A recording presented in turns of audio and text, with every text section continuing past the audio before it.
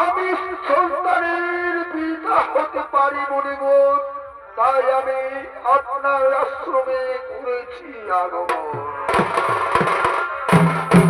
ঠিক আছে রাজা, আমি তপস্যা করে দেখছি তোমার সন্তানের জন্য কি ফল পাওয়া যায়।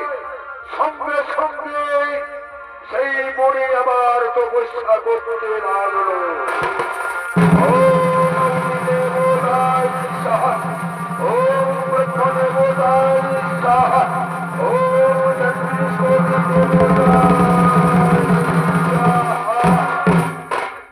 এই দেখুন রাজা, এই যজ্ঞ থেকে একটি অমৃত ফল পাওয়া গেল।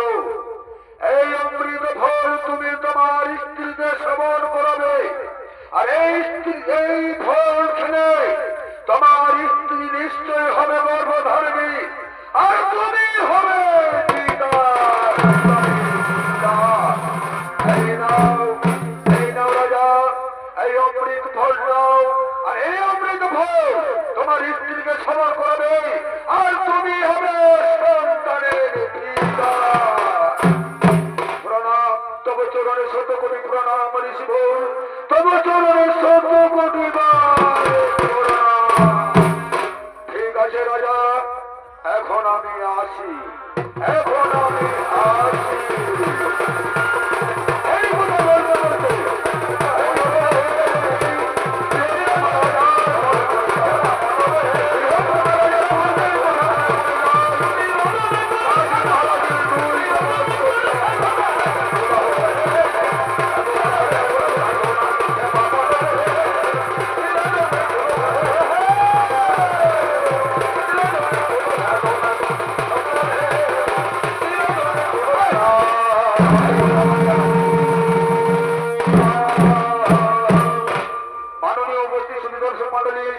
এই কথা বলতে বলতে বৃহত্তম রাজার পূর্বের কথা মনে পড়ে যায় যে কাশী মহারাজের দুই যমজ কন্যাকে বিবাহ করেছিল এবং রাজার কাছে সে প্রতিশ্রুতি দিয়েছিল যে দুই কন্যাকে সমানভাবে দেখবে।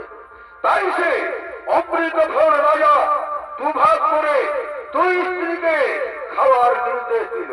আর ওদিকে বৃহত্তম রাজার দুই স্ত্রী অম্বিকা বা অম্বালিকা তার মনের দুঃখ প্রকাশ করার জন্য করেছেন আগমন।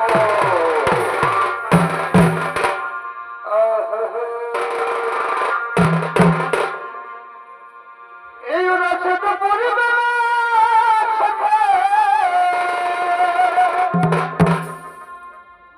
এই আছে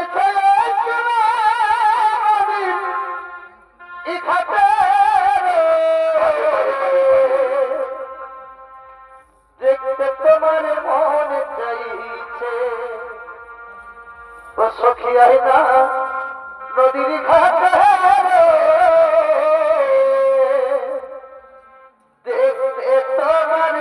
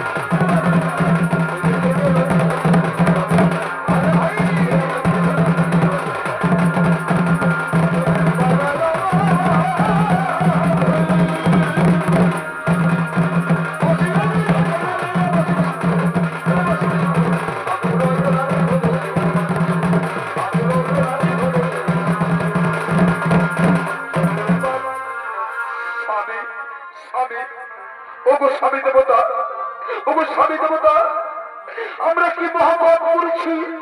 স্বামী বলুন গো স্বামী, আমরা কি মহাপাপ করেছি যে আমাদের দুই রানীর কোন সন্তান জন্মগ্রহণ দিতে পারছে না? স্বামী তুমি বলে দাও স্বামী, আমরা কি মহাপাপ করেছি যে কি আমরা কোনদিন সন্তানের মা হতে পারবো না? স্বামী আমরা কি কোনদিন সন্তানের মা?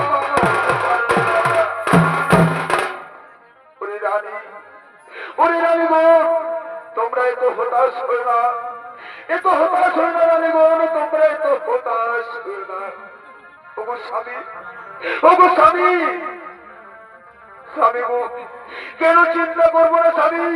তুমি জানো না স্বামী, যে নারীর কোন সন্তান নেই সেই নারীকে কত কথা শুনতে হয়, কত যন্ত্রণা করতে হয় স্বামী, তুমি জানো স্বামী। শোনো শোনো শোনো রানী, আর চিন্তা করতে হবে না, নিশ্চয়ই তোমাদের মনের ইচ্ছা হবে পূরণ। এই নাও, এই নাও রানী, তোমাদের আমি অমৃত ফল দুভাগ করে এই দু রানীকে এই ফল খেলে তোমাদের নিশ্চয়ই হবে সন্তান, আর তোমরা হবে সন্তানের মা, আর আমি হব সেই সন্তানের পিতা। যাও যাও রানী বোন, তোমরা এই ফল খেলে তোমাদের দুই রানীর সন্তান জন্মগ্রহণ করবে। তাই তাই ওইদিকে দুই রানী আধা আধা ফল খেয়ে আধা আধা সন্তান জন্মগ্রহণ, তাই সে আধা আধা সন্তান কাঁদতে কাঁদতে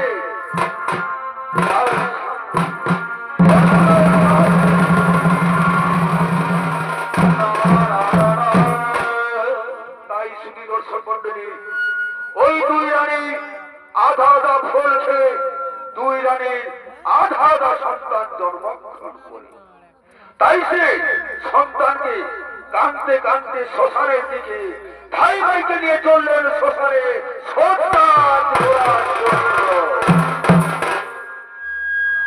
বিধি বলবে নাই চলে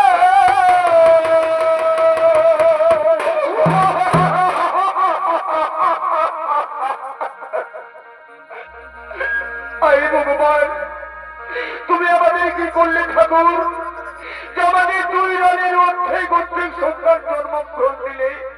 আমরা এখন কি করবো ভগবান? তুমি আমাকে বলে দাও, আমরা কোথায় যাব?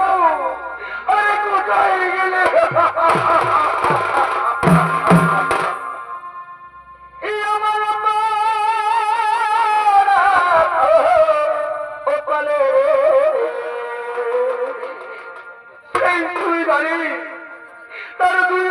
সন্তানকে নিয়ে শ্মশানের দিকে চললেন তাদের কাজ করার জন্য, আর পিছনে আসছেন সেই ধাইমা। ওগো ধাইমা, ওগো ধাইমা,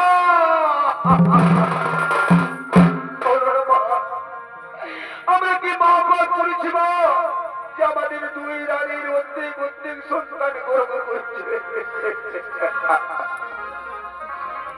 কি লেখা ছিল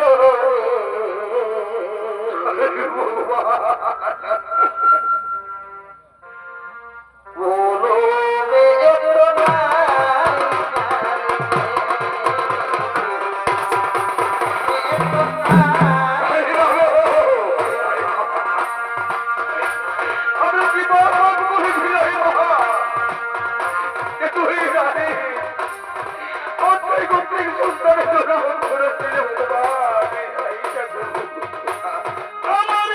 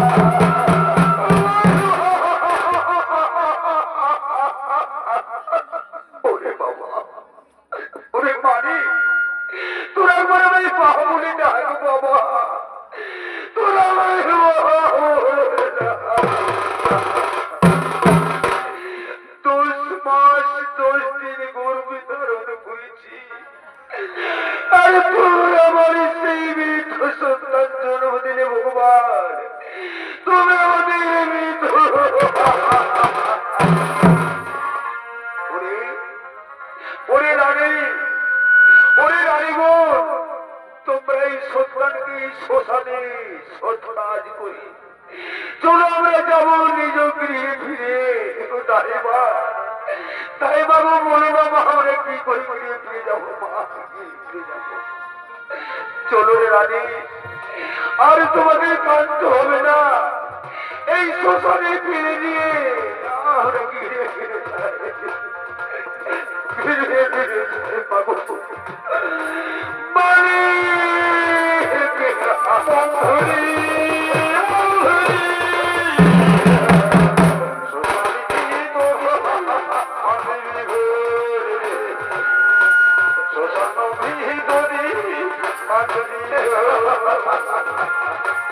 করতাল দিয়া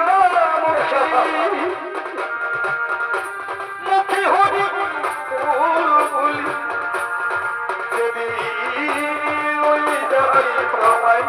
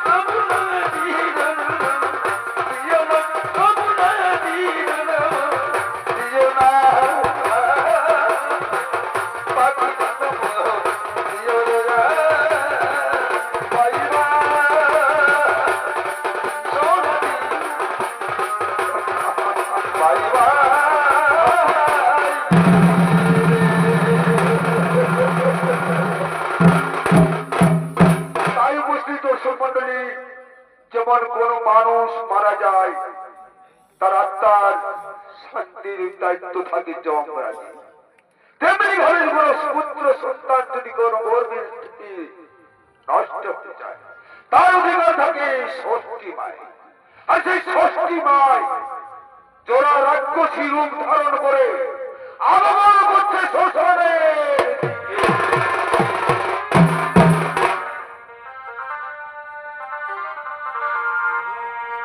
ও থানার মাছলা লুকা দেখো আসে ওরে কা খোড়া, ও থানার মাছলা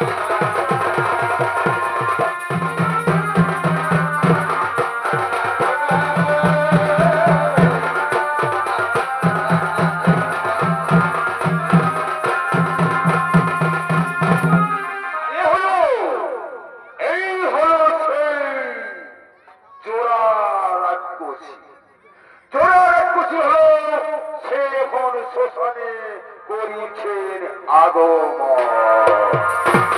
ষষ্ঠী মাতা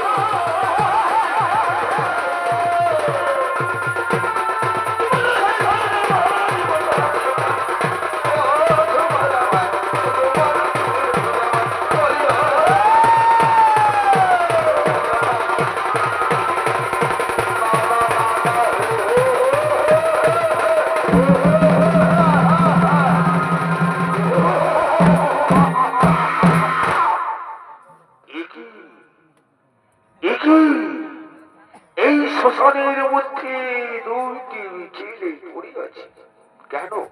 কে ফেলে দিয়ে রেখেছে? কোন মা তো কারো সন্তানকে শ্মশানের মাঝে ফেলে দেবে না। তাহলে কি কে সন্তান? কার সন্তান যে সন্তানকে শ্মশানে ফেলে দিয়েছে? দেখি দেখি আমি গিয়ে এই জীবিত সন্তান মরা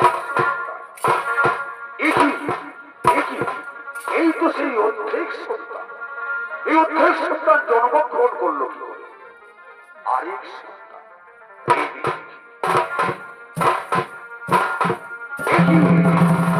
এই তো সেই মৃত সন্তান। এই সন্তান সেই অর্ধেক সন্তান। কোন মা তাকে জন্ম দিয়েছে যে অর্ধেক সন্তান? তাহলে আমি তো এক জব করে দেখবো, আজ আমি ধ্যান করে দেখবো যে কার সন্তান কে জন্ম দিয়েছে। আমি দেখি দেখে আজ আমি তপ করে দেখি।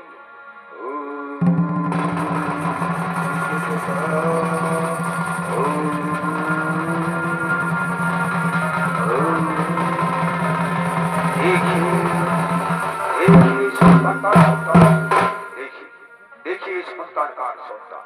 দেখি এই এক সন্তান, আর এইদিকে আর এক সন্তান, এইদিকে আর এক সন্তান।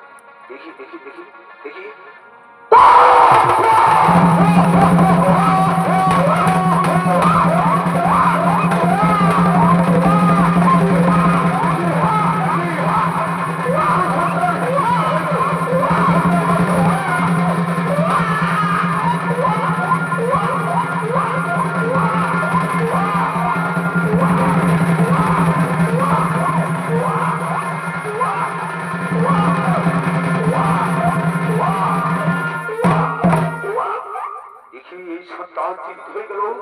কি করে সন্তান জীবিত হয়ে গেল? তাহলে এই সন্তান কার সন্তান? কে জন্ম দিয়েছে? কে জন্ম দিয়েছে এই সন্তানকে? হ্যাঁ, এই সন্তান আমার মনে পড়ছে সেই দৈত্য রাজার সন্তান। তাহলে আমি এই সন্তান কি করবো? এই সকালে আমি সেই দৈত্য রাজার হাতে তুলে দেবো। আমি সেই দৈত্য রাজার হাতে তুলে দেবো এই সন্তানকে। কোথায় কোথায় সেই দৈত্য রাজা? তুমি এসো।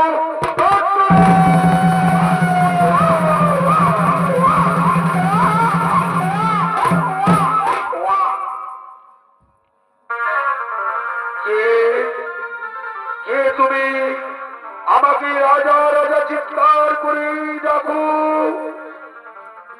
আমার নাম ব্রহ্মা দিয়েছে জোড়া রাক্ষসী, আর আমাকে সবাই ষষ্ঠী মা বলে ডাকে। বলো বলো ষষ্ঠী মাতা, কি জন্য তুমি আমায় করেছ স্মরণ? শোনো শোনো রাজা, এই হলো তোমার সন্তান, এই মহাশক্তিশালী, এই মহাবলবান। এর নাম আমি দিলাম জরাসিন্ধু। এর নাম দিই আমি জরাসিন্ধু।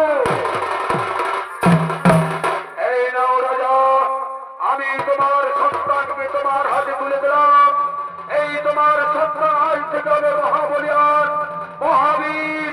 যাও রাজা, এই সন্তান হবে তোমার মহাবলিয়ান।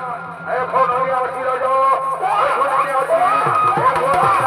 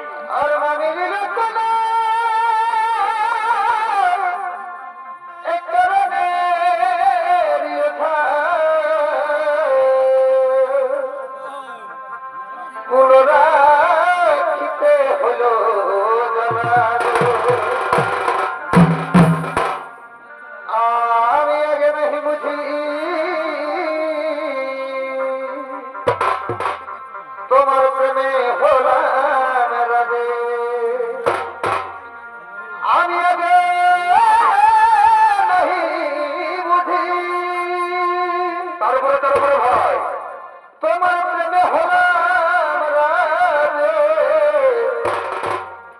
এই বদলায় হলো অমালা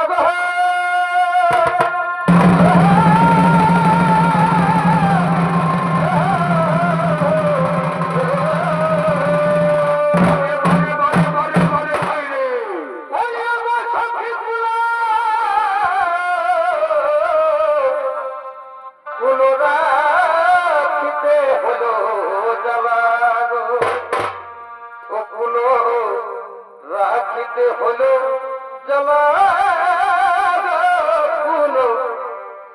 রাখিতে হলো জলা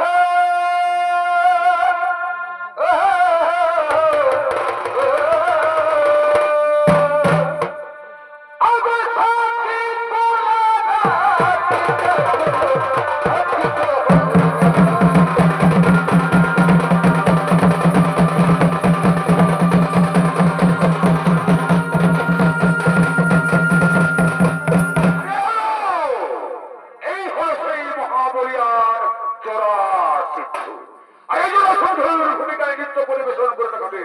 সে হলো অষ্টাচন্দ্র কুমারীর প্রধান শিষ্য, ওস্তাদ সুরত কর্মকার।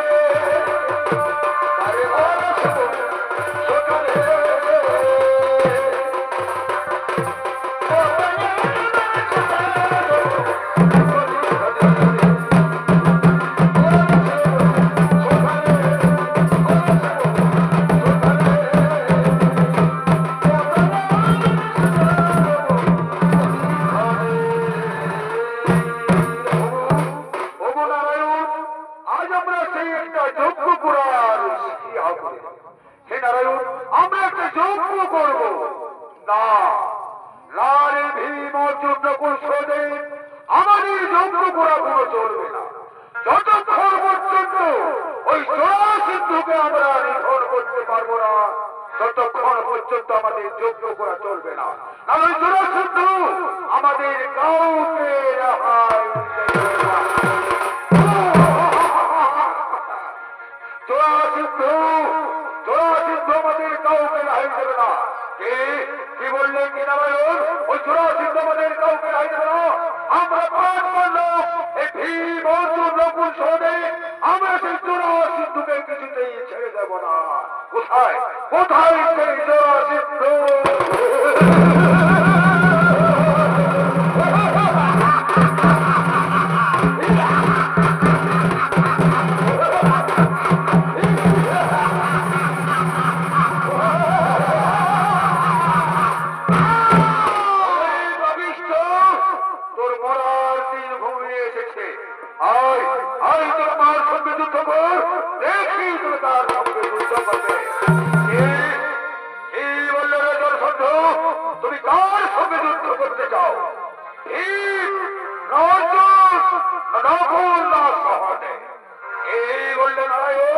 আমি কার সঙ্গে যুদ্ধ করতে চাই না।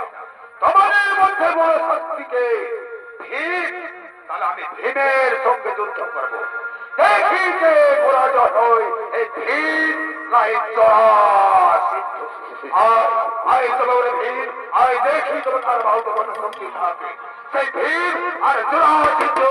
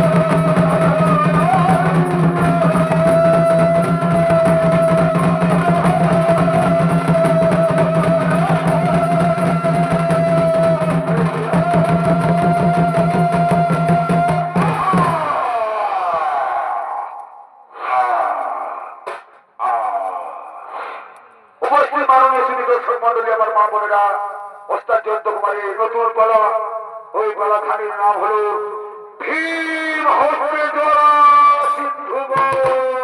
তাই আমরা এখানে নমস্কার।